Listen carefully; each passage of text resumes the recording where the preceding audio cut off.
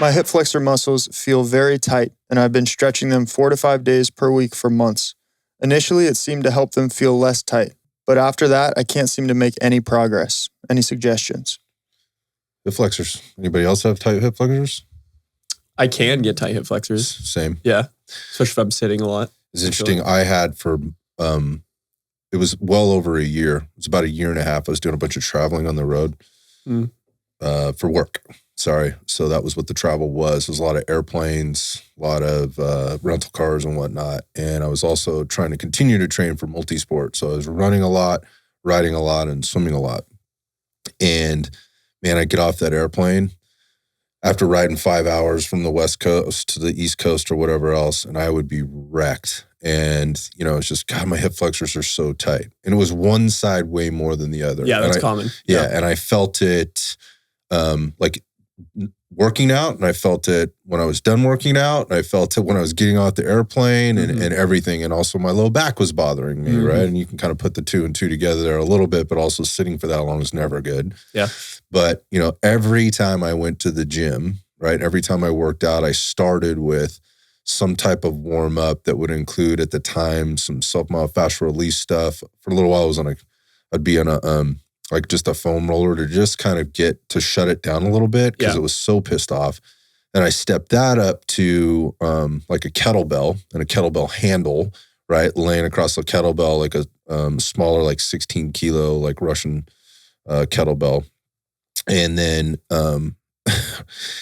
it just to try to get it to shut down. And this went on forever. And then I would stretch, you know, tons of stretch work, right, to try and get it to loosen up. And it never got better. Yeah. It just never got better. I get like some temporary relief sometimes. I could never really put my finger on like what was working. So I was just kind of throwing the whole medicine cabinet of kitchen sink at it, if you will. Medicine cabinet, kitchen sink at it to try and get it to work. But turns out it had nothing to do with how tight my hip flexors were or weren't. But that was my experience with like, my hips are tight. My hip flexors must be tight, right? Like I feel tight in the front of my pelvis and in all the time. And so I must need to stretch more. So I can relate to this one a little bit. So, I mean, you just kind of mentioned it. I think a lot of people blame the hip flexor for the position of the pelvis or the tension they're feeling. But I think a lot more important is what's the position of the pelvis in your exercise, in your daily life, things like that. And that causes that sensation of feeling tight. So I find a lot of times, you can stretch the tissue to create length, or kind of that same thought of like an inhibitory effect. But when you try to actually work on inhibiting the tissue through other exercises that pull you into, generally we see like an anterior tilt. Yeah, hips are tilted forward. Hips are tilted forward, literally like the front of your, like think of that butt sticking out kind of Instagram girl kind of thing. So when we get out of that, it's not necessarily that stretching the hip flexors will fix that, but inhibiting the hip flexors by doing things that put you in a posterior tilt, strengthen the muscles opposing to it, and doing that repetitively, and then fixing the position of the pelvis and awareness in a lot of your exercises as well. That's the thing that'll fix it more long term. So stretching might be a part of it, but that's not the fix. Yeah, it's just, that's where people go though. Like tight stretch. If it's tight, stretch it, right? And I've always, just kind of ridden this line where, look, if you have tightness, then you're going to have weakness, right? The tightness is generally a side effect or a compensatory thing to being weak somewhere else. And I think that's what you're getting at there. Yes. And that, we're spending a ton of time trying to pull muscles apart and trying to lengthen or remodel tissue, which is not likely going to happen. It can help with the strengthening on the other side, the reciprocal muscles, so that those things ultimately get maybe pulled more into a position that they should be. Let's just say that length tension relationship changes so they don't feel as tight. Yeah. But this is generally a weakness issue. Yes.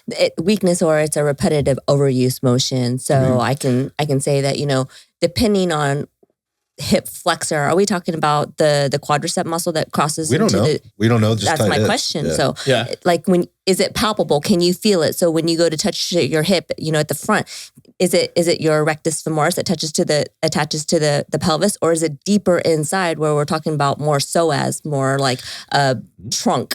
So, for individuals, I can tell you having tight hip flexor feeling, or it being just achy, thinking that it was tight, but for me, it was repetitive overuse. For constantly on my bicycle miles and miles, time and time again, and then going to bed, sleeping on my side with my knees tucked, my hips bent and stuff like that. And then in the morning, oh my God, it felt so tight. Yeah. So I don't know how much of it was weakness or just overuse. And then also needing to work on my glute strength more. It's a little bit like shoulders in that trying to identify exactly what it is. Much easier, I think, to identify with the pelvis than it is with the shoulders in a lot of ways. But to your point, I was just talking to our friend Mark, who was just here this morning, who, he was going, man, I've got this tight hip issue.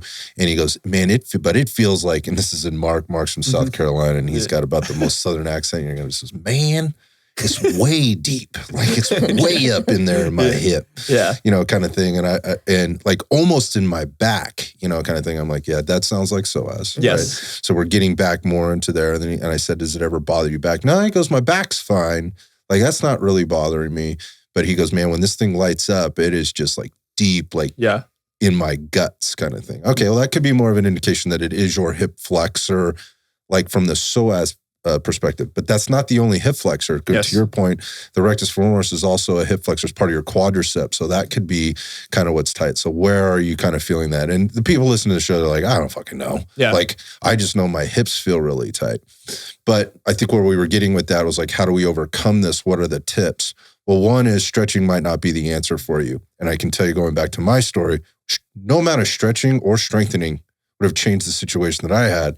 Because it got to a point where I actually went in and had x-rays and an MRI done, and I ended up having a CT done as well of that whole area, like a dyed CT, to see what was going on in there. And turns out I have an orthopedic issue, and that is the head of my femur is too large for the socket that it sits in. And so what you end up getting is an impingement. And so it's called FAI for anybody that's had it. It's been more recognized now probably in the last few years. But when I went through all this, which was about 15 years ago, it was kind of new. The Swiss were just kind of figuring all this out. And they're like, hey, this is an issue and it happens in a lot of people. But no amount of stretching I was going to do is going to fix that problem. So there was very invasive surgical ways around this, or there's just, you got to get used to it and understand what you got and try to manage it the best you can, which is what I decided. And I was able to do that to a certain extent. But one of those things was not pissing off the musculature around there by constantly tugging on it and stretching. Yes. I stopped that shit immediately and started to strengthen the hip as a whole. Yeah. More specifically, my extensors, my external and internal rotators, to be able to handle the movement in that hip and maybe take a little bit of stress off where that was happening at the, in those bony impingements. So say all that to say, just because you have tight hips doesn't necessarily mean you have tight hip flexors. And if it is a hip flexor tightness, how do we go about doing it? So that's a long way to get to the question, which is, hey, what tips do you have? So, I think that's a good understanding. And I think we've talked about this a little bit. If you're not working with a professional, you need to kind of test the waters a little bit to see what you respond to. But you need to not just keep hammering your head against the same thing. If you just keep stretching it and that keeps pissing it off, maybe that's not the answer for you. So I think there's kind of three components. There could be, some people might benefit from strengthening that tissue at length. So strengthening the hip flexors at length. So exercises that pull you, whether it's resisted into that, to strengthen at length. The other aspect could be strengthening the antagonistic muscles, what you kind of talked about with glutes, hamstrings, maybe some deep core, some different things, even stuff into the pelvic floor can have an impact on it. And then what you just said, which I find a lot of times when there's something around like the hips, when we're having constant feeling of tension or tightness, is because your pelvis is trying to find stability. Yeah, it has instability. It has instability. So it's trying to use that tissue to stabilize, but maybe it's not using those deep internal, external rotators. So big, strong muscles to call on. Exactly. Yep. So for some people, they might respond really well to strengthening the other intrinsic musculature around the hip, like stabilizing hip muscles in the glutes, glute med, all these other like things like that, common catch with that. So strengthening the stabilizers around the pelvis and then looking at the mechanics and movement with that. Yeah. So you started this whole thing out with like trying to undo the position that you're staying in most of the time that's creating the issue, which is generally hip flexion, where there's a lot of knee and hip flexion and in just our daily life, but also in a lot of the things we do. If you're athletic and you're moving, like you're running, you're cycling, you're playing softball, playing baseball, playing volleyball, whatever, surfing, you're in that athletic position. It's ankle, knee, and hip flexion where you're having to actively stabilize there.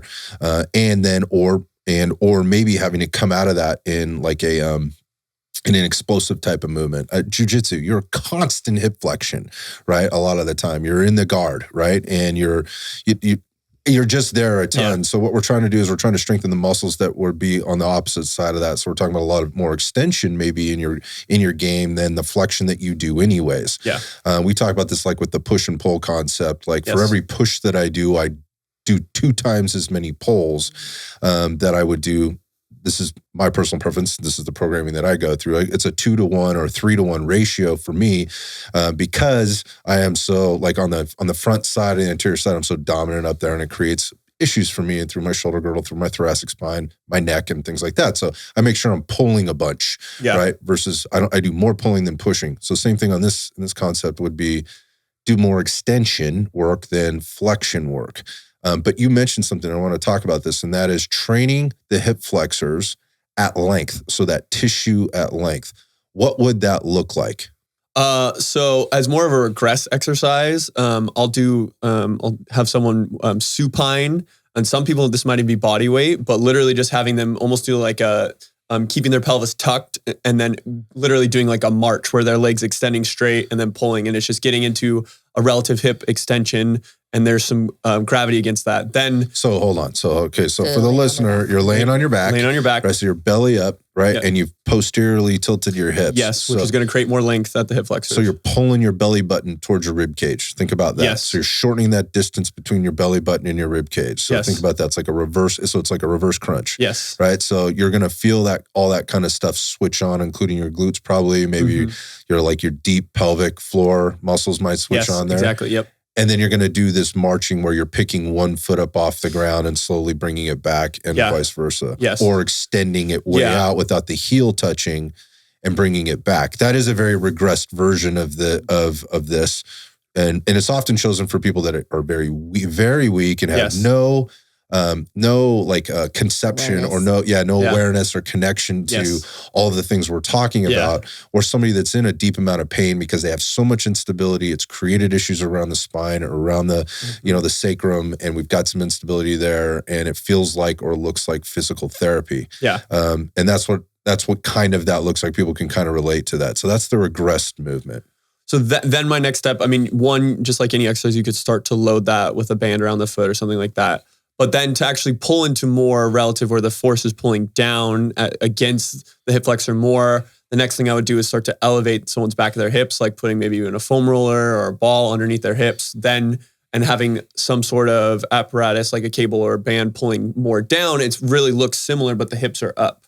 That'd be the next step. And then we can go standing, and then there's kind of progressions from there as well. Yeah. So as you're getting more into this, the more traditional exercise that you'd see that would really hit a lot of this stuff would be like a single leg Romanian deadlift, right? Where we're standing up and going into full extension, right? And challenging the hip stability and mobility all at the same time, while loading through the posterior chain, but also loading those let's just say rotational stabilizers. So they're kind of, there's a little bit of anti-rotation going on there. And you're training that whole system versus like locking in on, I'm just going to train my glute. Yeah. That's stupid in my mind. Like to me, it's a waste of time. You could be doing a ton of things all at the same time. I get if you're a bodybuilder and you're like more gains for the glutes, you fucking do your thing. Yeah. But if you're trying to undo this hip flexor tightness, which is as more times than not relates to a weakness, then let's train the entire system, right? And all the constituent parts of that system at the same time, because that's how it needs to function. If that's not working for you, then maybe start to peel it back a little bit and kind of figure out like, hey, where are my issues here? And to your point, like if you need help with that, like seek some help.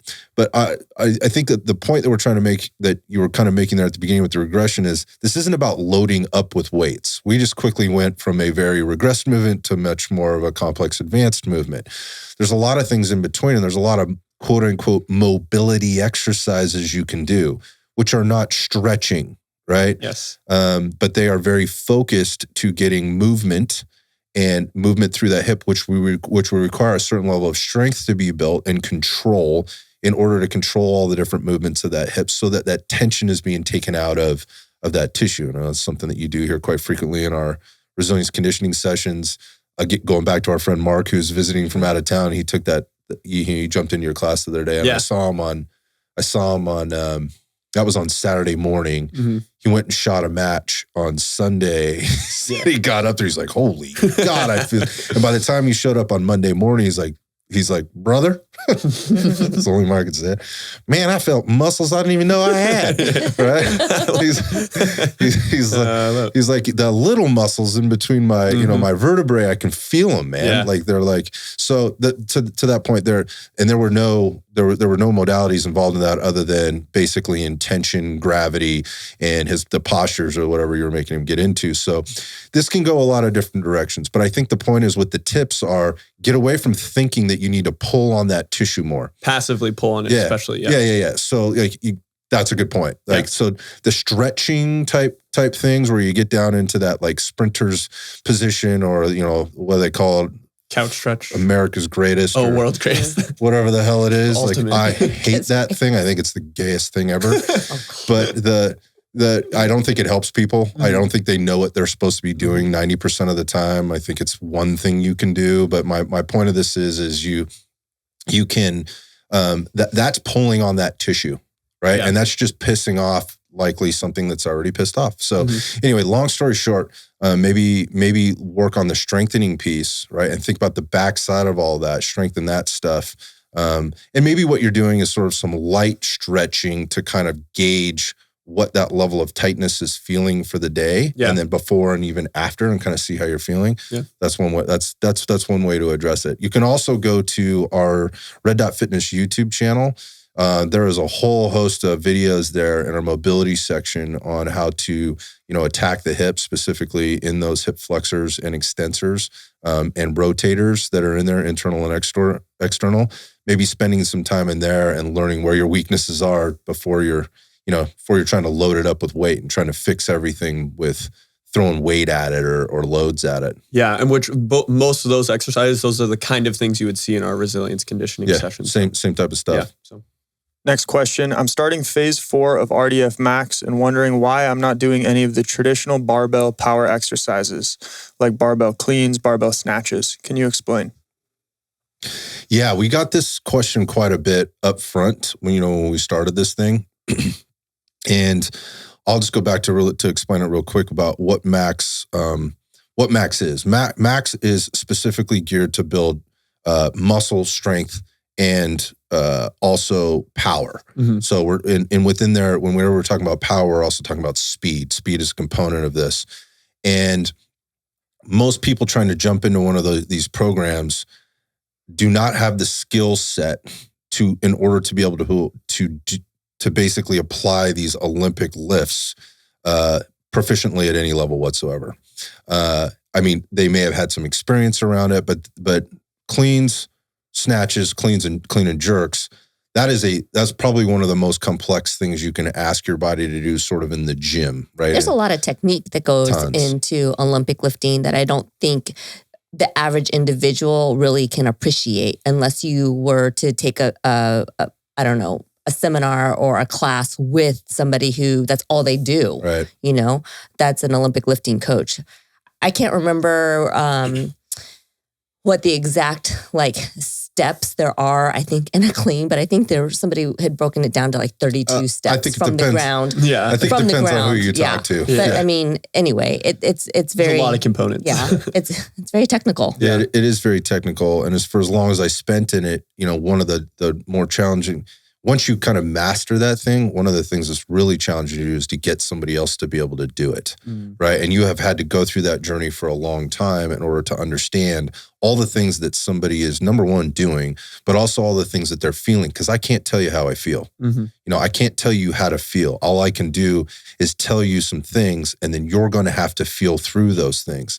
And when we wrote this program, we recognized right off the bat that by putting those in there, we have already limited the audience to this, the appropriate audience to this, by, let's just say, 98% of the people, right? Because I don't think there's greater than 2% of the exercise population out there that could walk into a let's just say a plan for building strength and power, where those types of exercises are being called for or prescribed, that can do those at a proficient level that I would feel comfortable giving those to them with, or giving those to them in that workout, so that they somehow come out the other side a better athlete, more powerful athlete. But the human body is an amazing thing. It'll figure out a way to get from point A to point Z. And I've seen a lot of things, I've done a lot of things that were probably not probably, I think the proof is in the pudding that my body is messed up in ways because I just went from A to Z.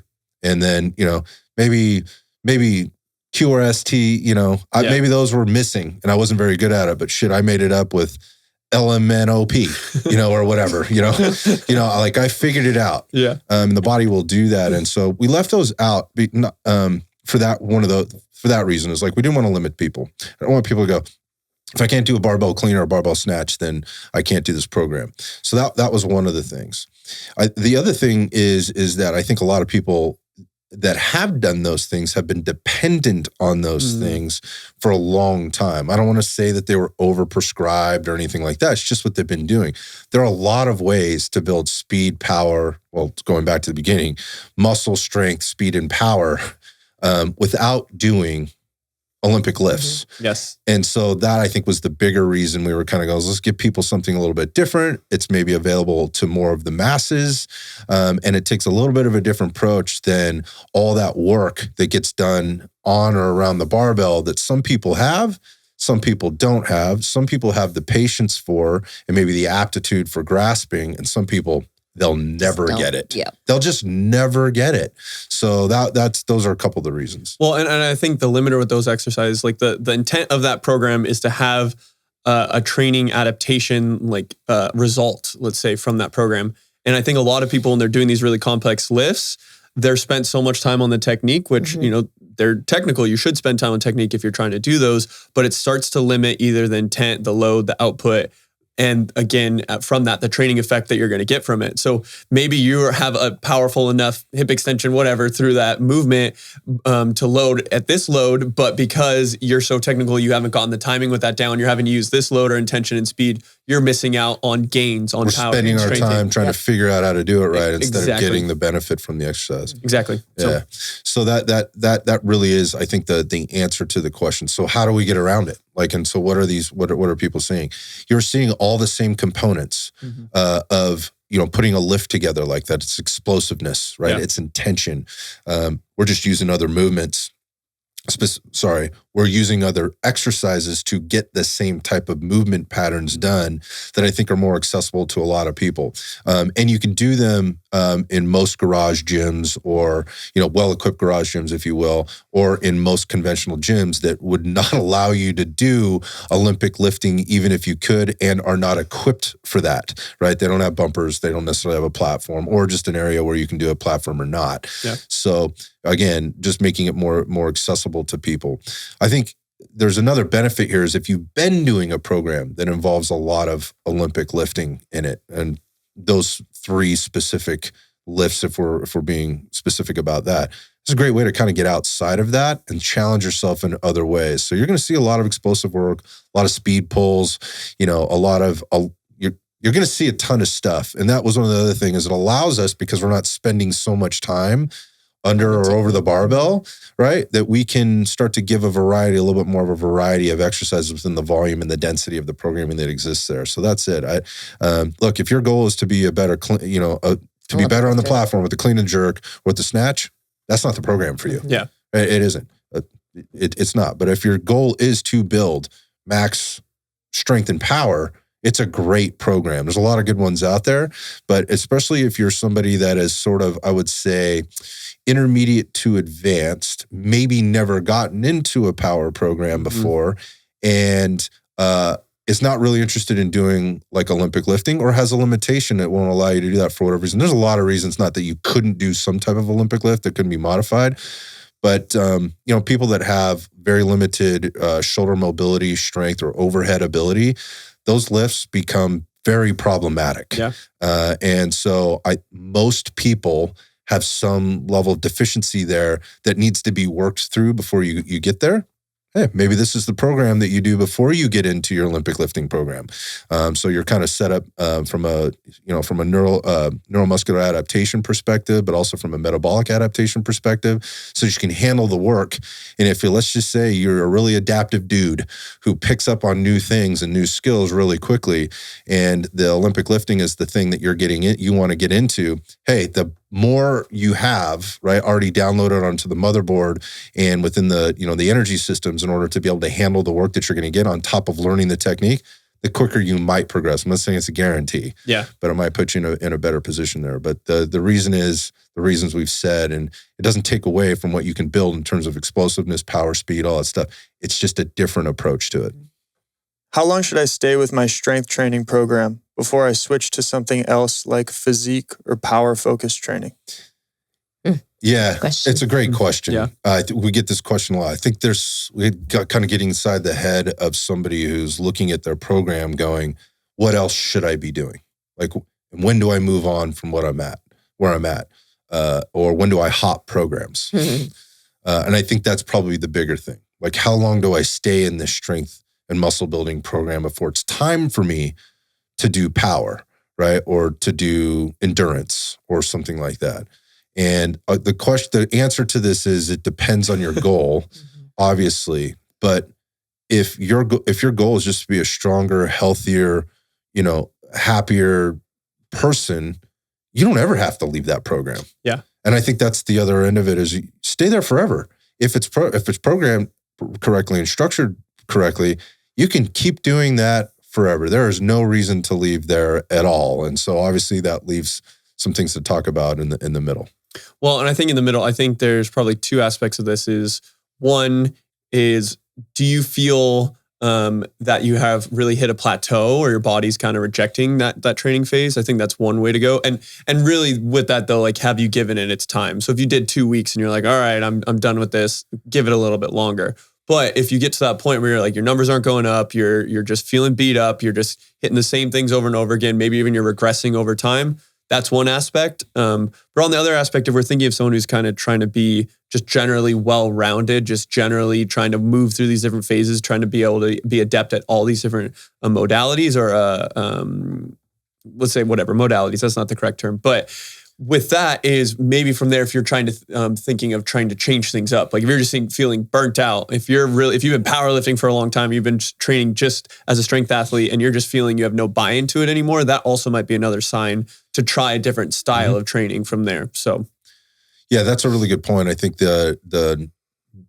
if I'm looking at it from inside the person's head, maybe my approach would be like, is this person coming from like some level of anxiety or anxiousness, like they're not doing enough or they're supposed to change? Yeah. No, you don't have to do anything. Like, there's no reason for you to change if you're happy doing that. You're getting the result that you're looking for. It's satisfying the things that you need to do. I'm not saying, don't change the exercise selection, don't change the intensity, and don't change the volume, but strength training specific, like training for strength or muscle building. Is there some reason why you should come out of that? And you just mentioned a couple of those things.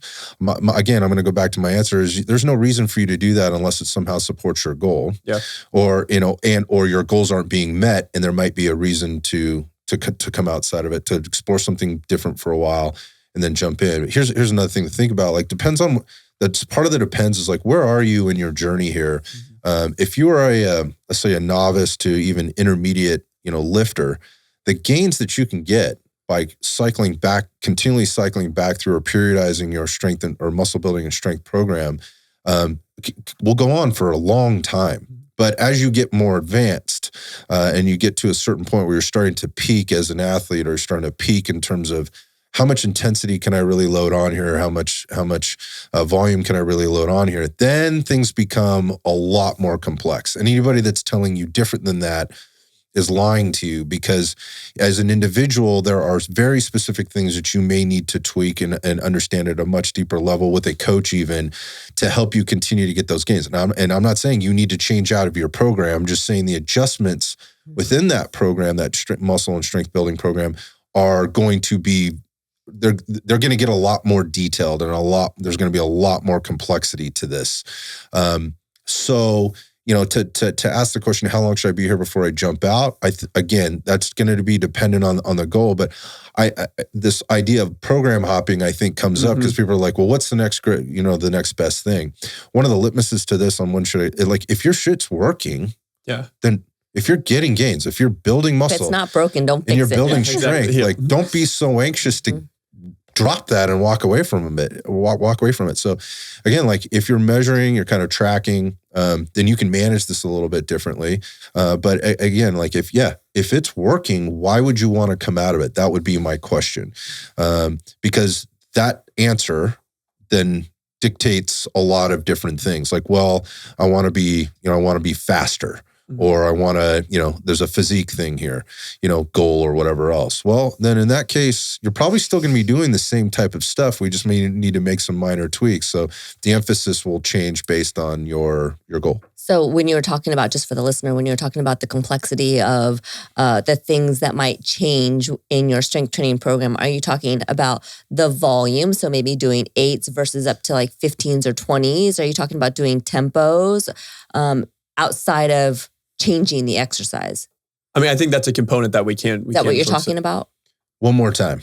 So you were talking about not having to change your strength training program. It's more about some of the complexities in there. So are you talking about controlling some variables? Yes, the variables. So so what I'm saying is I'm looking at the larger picture of building muscle and strength, right? You don't ever have to move away from that. Yeah. You can do that for the rest of your life if that's what your little heart wants.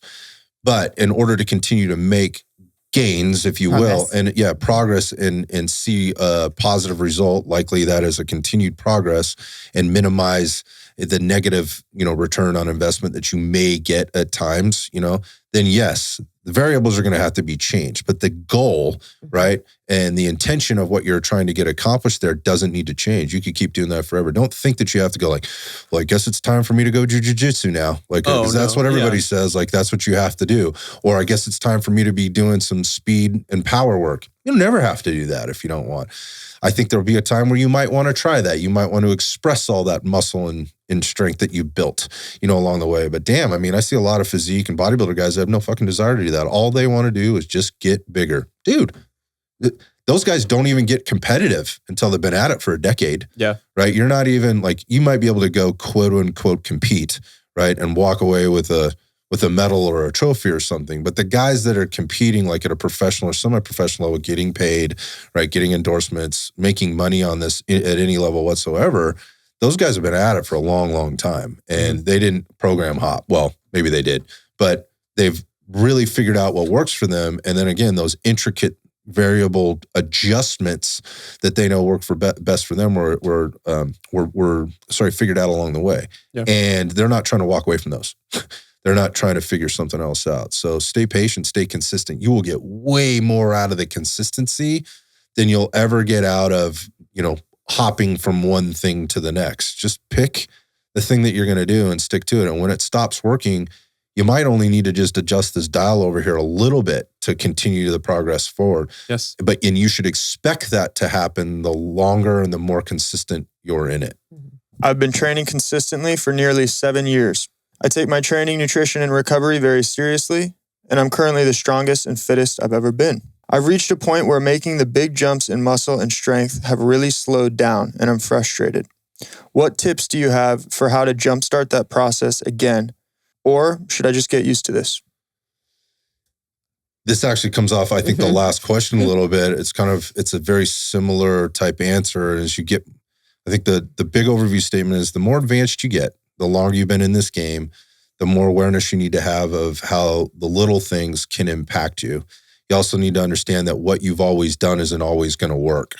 I think we've used this before, like the difference between, like, let's say you were trying to increase your bench press and you're the newbie, right? You got the newbie gains going on right now. And so the difference in your training program from going from like a 100-pound bench press to a 200-pound bench press is going to look and feel way different than the guy who's trying to take his bench press from 400 to 500 pounds. Yeah. Right? Way different. Because to get to the 400 pounds, you've gone through a ton of adaptation over time. And the goal there is to constantly give your body what it needs to adapt favorably to the training stimulus. and avoid injury, right? And put you in a position to reap the rewards of the work that you're putting in. There's a lot of complexity to that. At the beginning, right? It's really hard to fuck that up, right?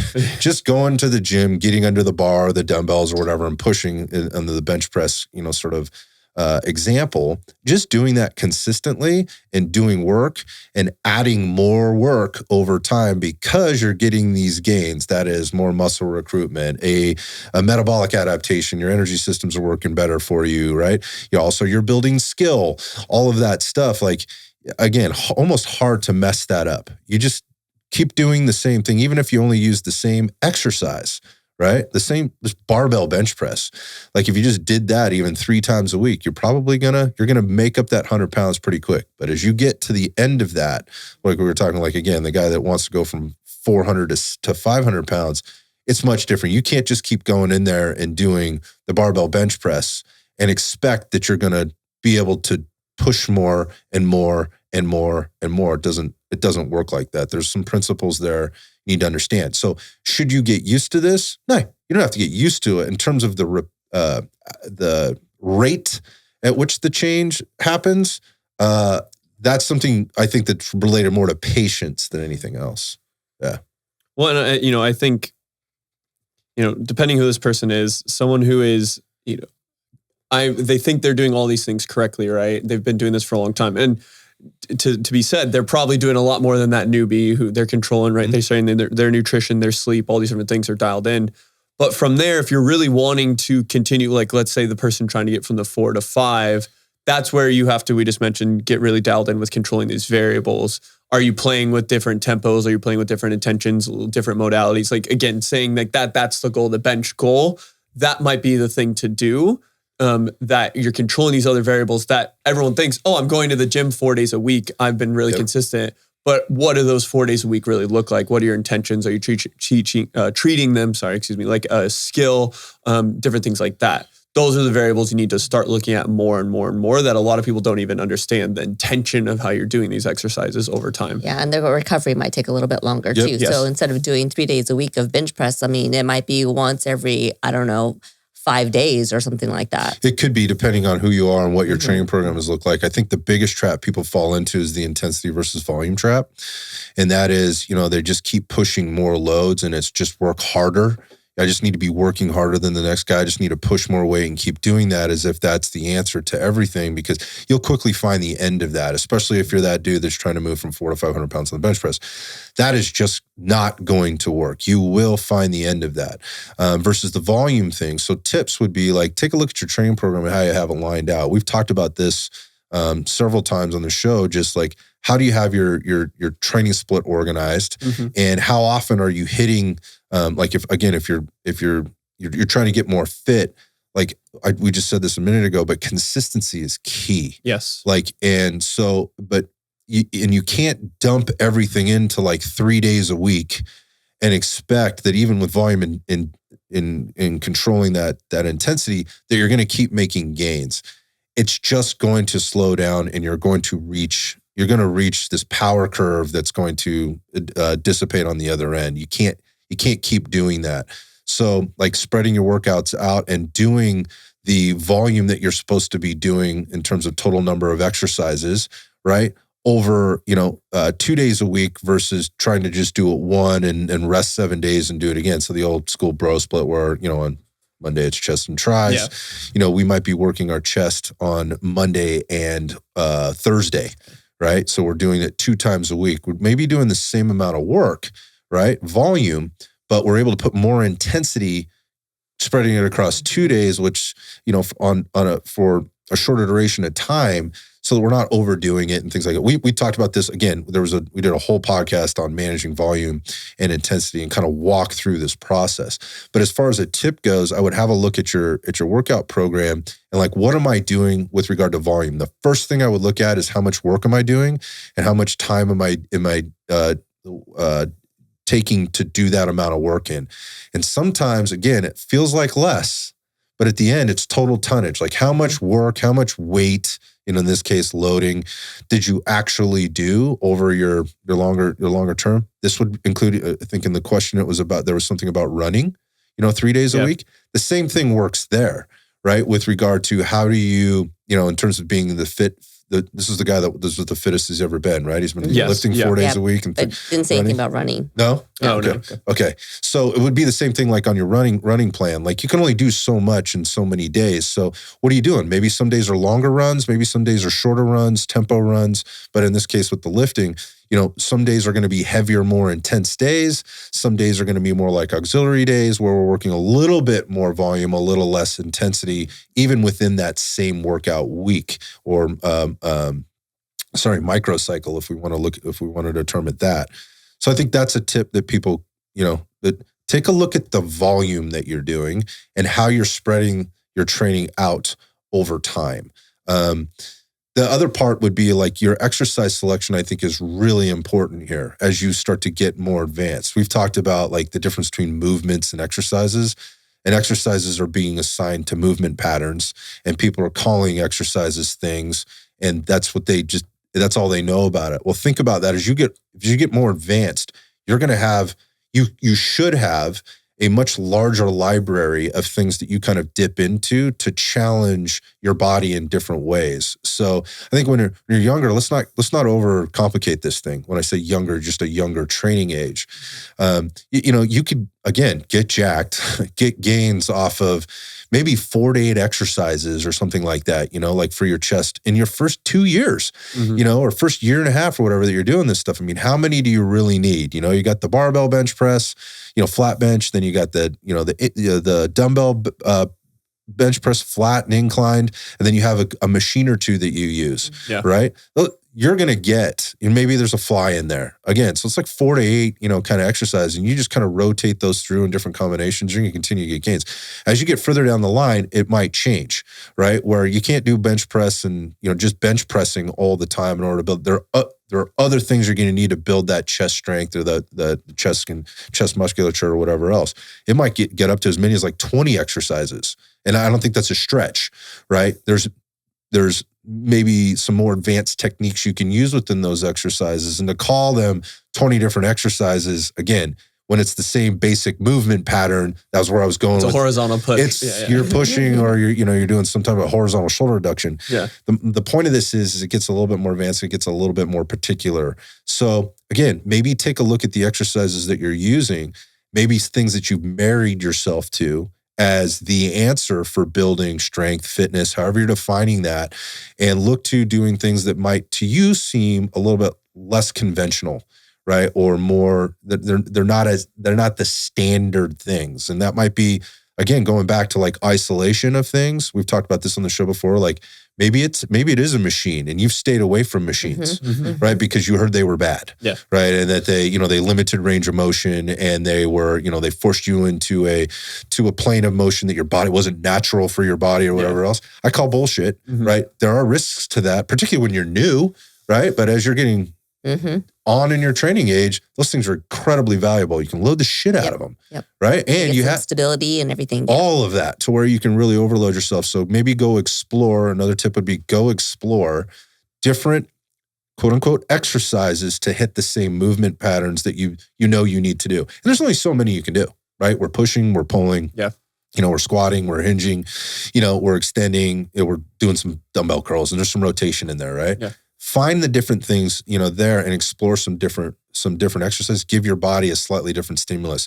And don't trip out about, well, this doesn't give me, this resistance profile through a full range of motion. And so it's a bad machine or a bad exercise. Again, bullshit. When you get to that level, then you can really work hard at the range or during the resistance profile that maybe a specific exercise or machine does give you, and derive benefit from that, versus the newbie where we need to be working things through a fuller range of motion and not working limited ranges, and to build skill, joint integrity, tissue integrity, all of that stuff, and impact the system the way we're trying to impact it to get the gains, but also sets ourselves up, for what I'm talking about now, which is when all those little things start to come into play, like partial reps. You mentioned tempos, different loading schemes, pyramid sets, supersets, cluster sets, top all sets. All of that stuff starts to become part of the deal. Yeah. And the timing that you get your workouts done in changes as well. Like, when are you concentrating the majority of the hard work, the intensity work? How long is this taking you, to get done? Like, the majority of the shit should probably be done about the first 20 minutes you're into fresh, it. Yeah, while you're fresh, because it's going to start to dip off. Yeah. So things like that to be aware of. So to answer the question specifically, no, you shouldn't be, feel like you have to get used to this. Yeah. The patience piece, you might have to, you might have to put your patience pants on, as CeCe would tell me a little bit here, in terms of what's the rate of return. You might not see them the same, because you've been at this. I think the number was 7 years. That's a long time. That's awesome. Yeah. Right. So that rate of return might diminish a little bit, but the compound interest that you can get from the little things that you put in can be huge. Next question. I'm going into a 4-week mini cut with my diet with the goal of dropping 10 pounds. What tips do you have for making this as successful as possible? The old mini cut. Mm-hmm. 4 weeks, 10 pounds. Yeah. I mean, there's a couple things that popped right out to me right there when I was reading that. Okay, mini cuts versus mini bulks. We hear this bulk cut stuff. Like, what does this really mean? The first thing is like, first off, a mini cut for 4 weeks. To me, that doesn't sound like a mini cut.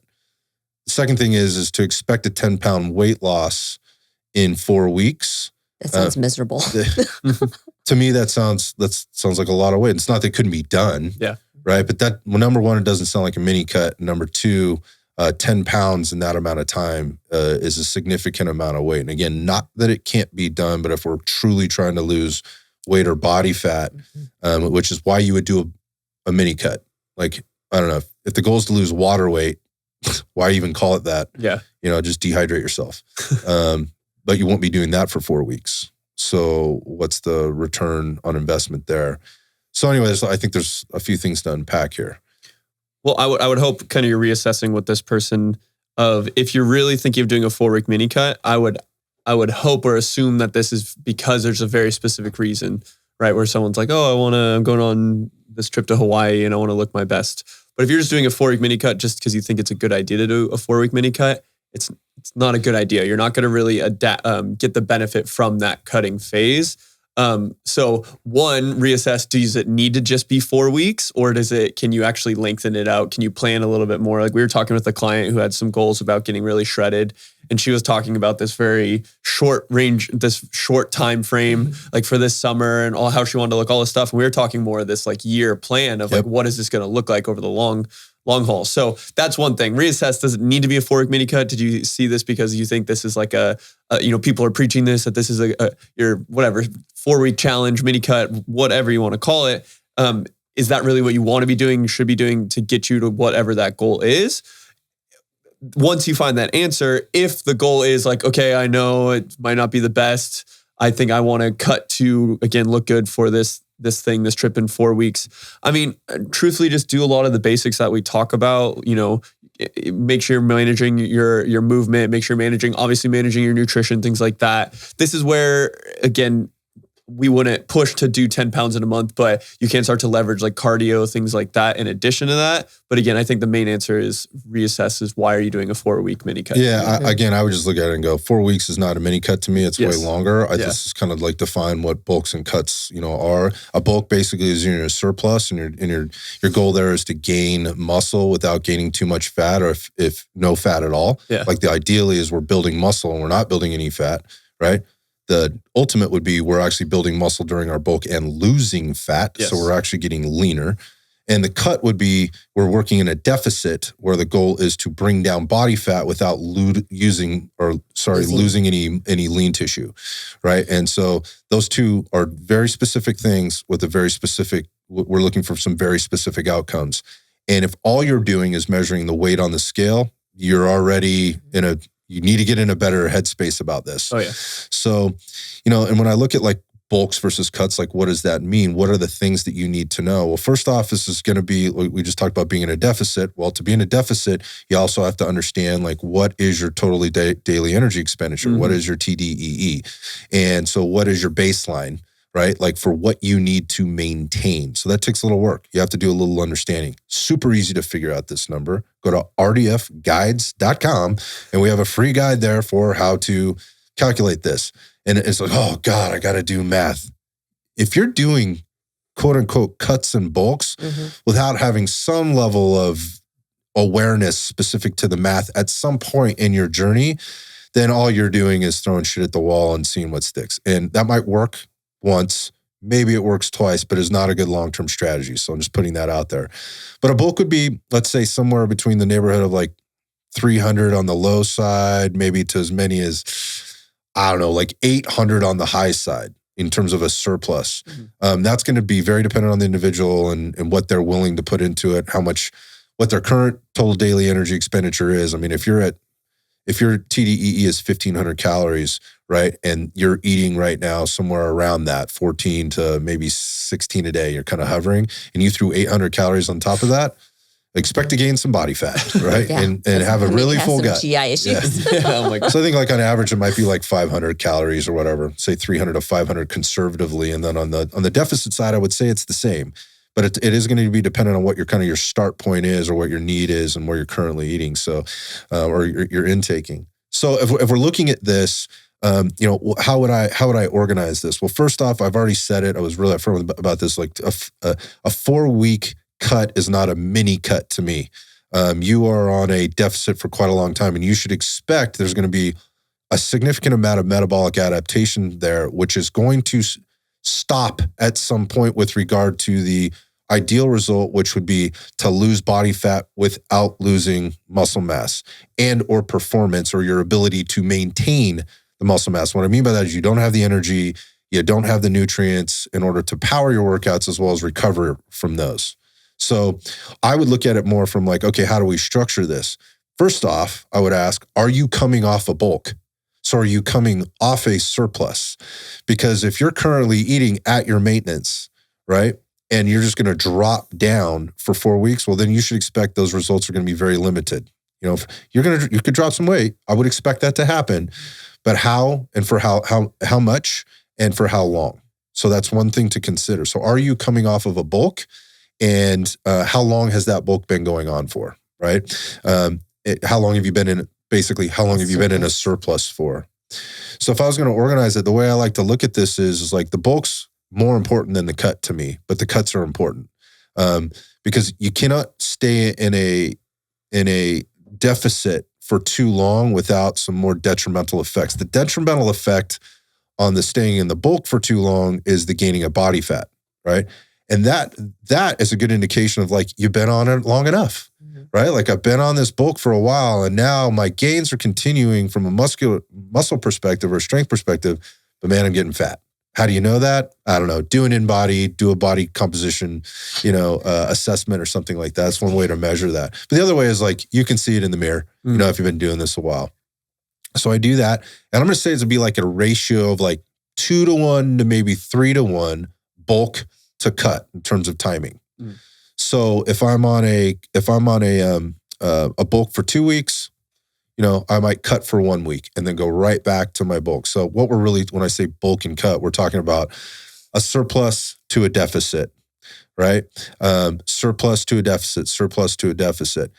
In terms of that mini cut, maybe as long as 10 days, 2 weeks would be a stretch for me if I'm trying to get back into the bulk, but it depends on the person and what they're doing, what their experience level is like, and are they really managing their caloric intake and macro stuff. But I would have a look at like 4 weeks. Why? Because you could effectively get through 2 bulk cycles, right? And a cut cycle or a portion of each in that 4-week period. So you're going back, like reevaluate, what are we really doing here? What do we really want to be ready for? Yeah. And why are we really doing this? How much work could we get done in some shorter cycles? Yeah.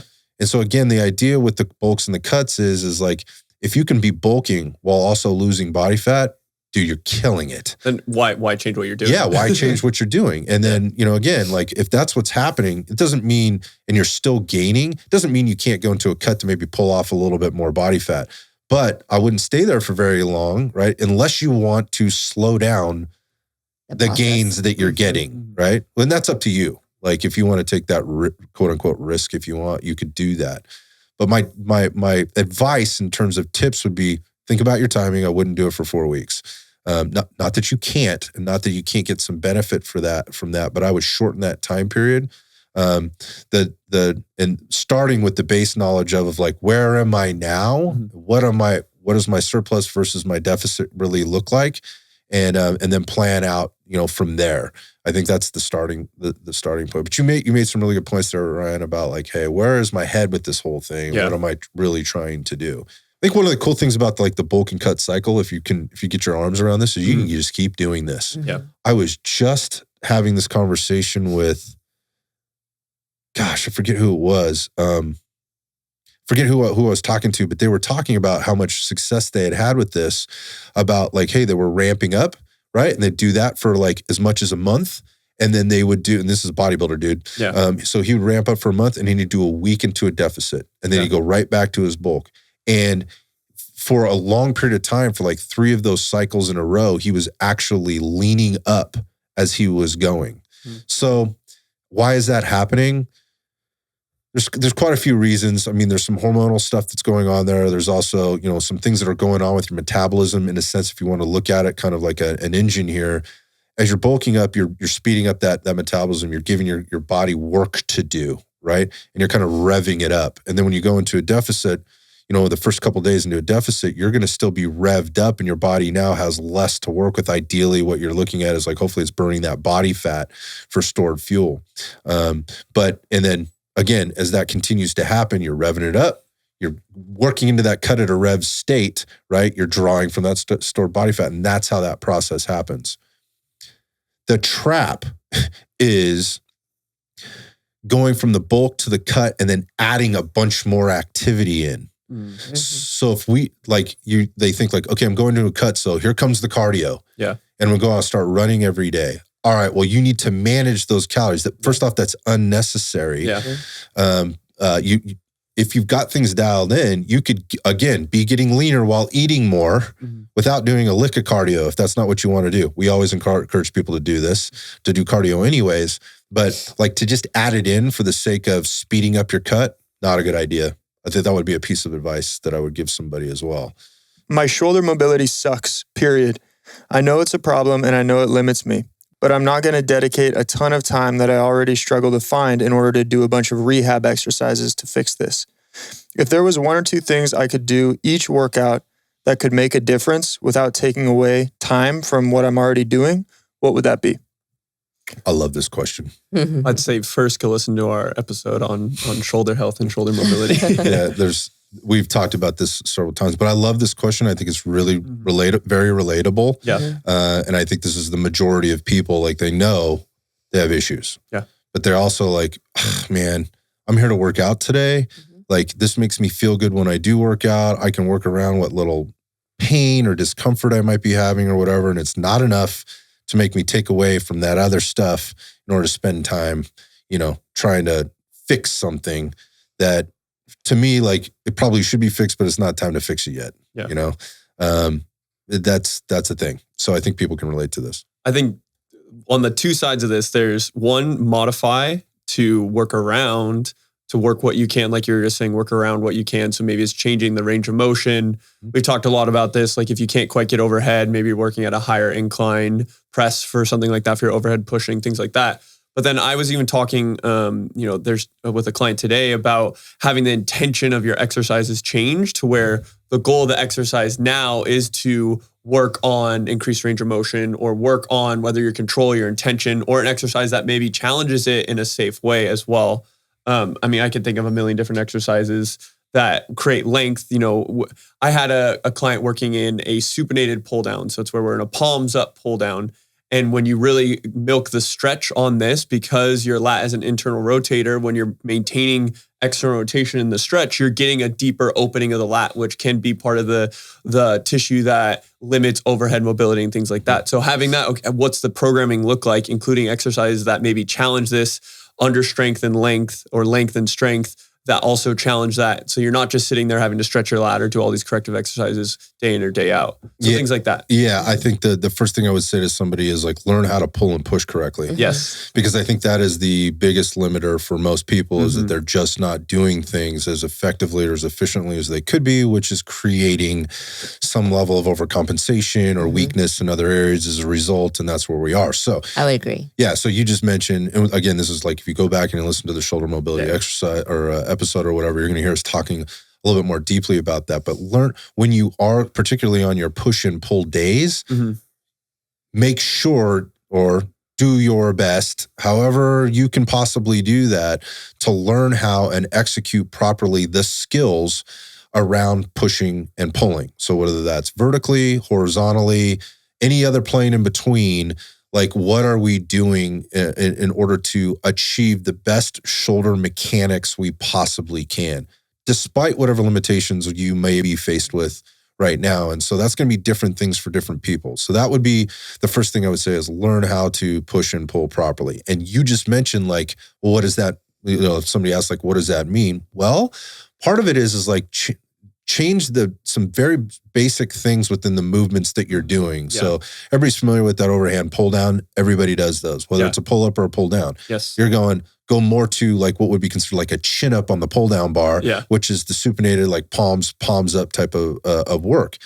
While you are still going to get to train your back today, right? You're still doing your lat pull down, but you are emphasizing things in a different way. And if you can switch your head on to try to drive more of a connection to what your shoulders, right, quote unquote back, right, and all the things that are connected to that, arms, hands, and now bar and weight stack, what that's doing, you could be doing yourself a huge favor there in terms of bettering shoulder mechanics, which could then in turn improve shoulder mobility.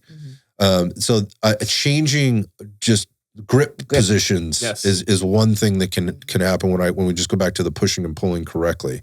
That's one thing. So angles of pull, right? What's that? Your angles of pull. Yeah. So again, you got vertical and horizontal. You got everything in between. Yeah. Obviously there's machines in the gym that may be helpful for this at some level to help you really isolate certain ranges or planes that you might be want to pull. So if you have access to that stuff, you can, without spending a bunch of time doing all these, mobility exercises and what you might consider funky stuff or like stuff that we talk about going, dude, I'm not doing that.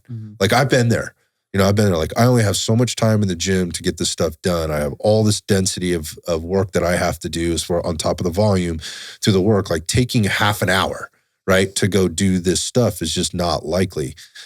However, there are some things you can do there. And we've talked about these on the show before. Like if you really wanted to hit just priming those areas before you get like priming the shoulder girdle for pushing, pulling, rotation, abduction, adduction, those kind of things.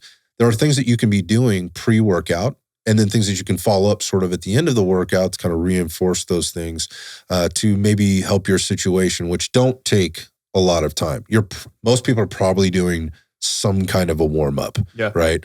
If you've been working out for a long time, right? You're doing some type of warm-up, whether that's just a lighter load of the actual exercise you're going to be or movement you're going to be doing, or you're doing something else. And hopefully it's not going over to the plate rack, grabbing a 10-pound plate and swinging it around in a circle and expecting that to be your warm-up. Like if you're doing that, here's a great place to start. Stop doing that shit. Or grabbing a dumbbell and trying to warm up your rotator cuff. Yeah, fuck. Yeah, standing. Internal, external rotation. Doing it right here. Yeah, where you look like the waving cat at the sushi bar. Yes. Right? Like, stop doing that shit. Replace that with some other things. And for most people, we've talked about this too, is like you don't really need to spend so much. If your shoulder mobility sucks, it's not just a rotator cuff issue, it's a mechanic issue. So maybe doing things that are more comprehensive, warming up your whole kinetic chain of your back, moving your shoulder blade, your scapula, moving those different things, not just going and, I do my little rotator cuff thing and then I don't know, my shoulder mobility sucks. So that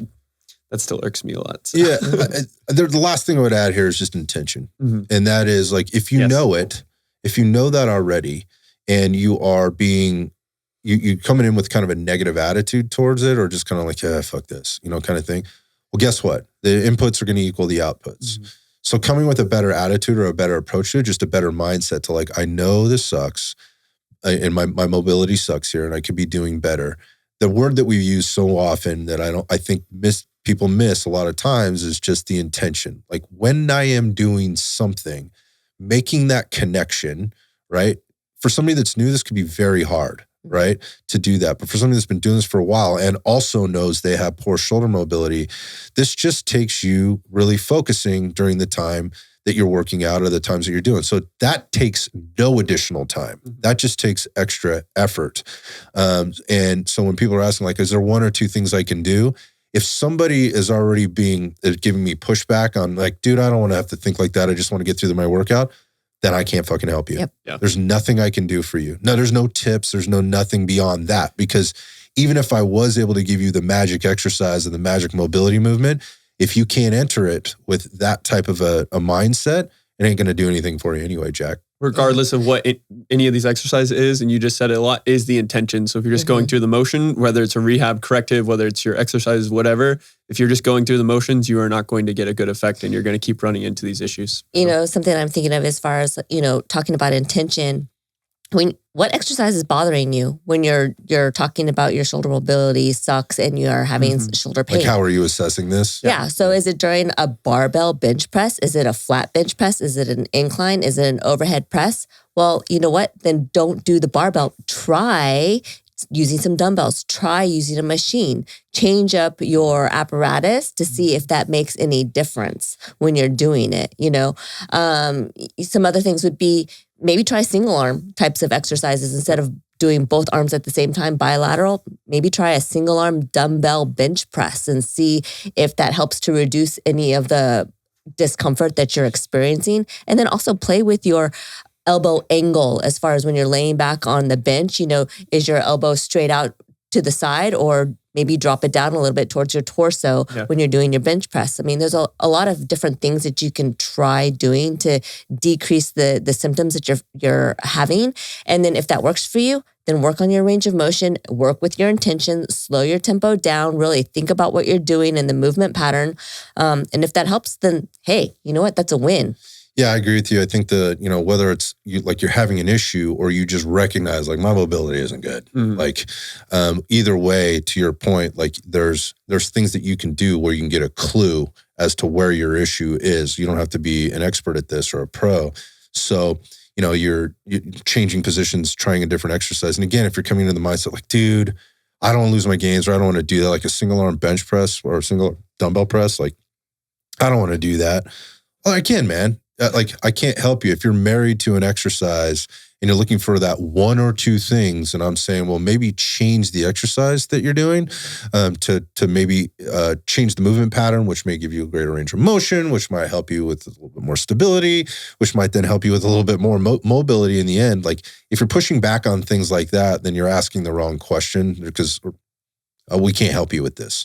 But again, going back is learn how to push and pull better. Yes. Be better there and have a better connection and an intention for those types of movements or any type of movement for that matter when you're out on the workout floor. And generally speaking, that can make a massive difference in a very short period of time, shy of doing a bunch of very specific things, which could also give you great benefit, but also are time consuming and may take you out of your regular game.